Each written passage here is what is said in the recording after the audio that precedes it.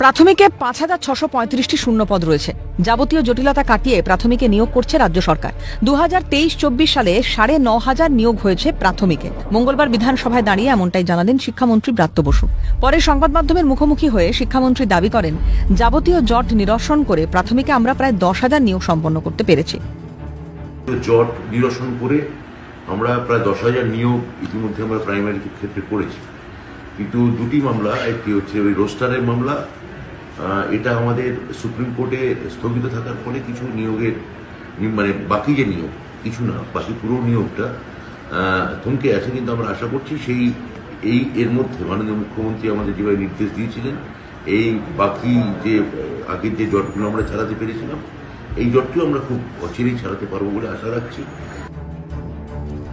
যদিও শিক্ষামন্ত্রীর এই ঘোষণায় রীতিমতো হতবাক চাকরি প্রার্থীরা। তাদের প্রশ্ন, এই ৯,৫০০ শূন্য পদে কাদের নিয়োগ করল? ১,৫০০টি শূন্য পদে কাদের নিয়োগ দেয়া হলো?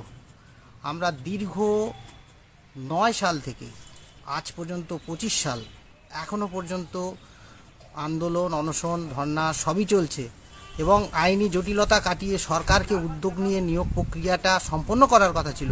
সেখানে এখনো পর্যন্ত সুপ্রিম কোর্টে, হাইকোর্টে সরকারের কোনো সদর্থক ভূমিকা আমরা দেখতে পাচ্ছি না। তাহলে আমাদের মতো দক্ষিণ ২৪ পরগনা একটা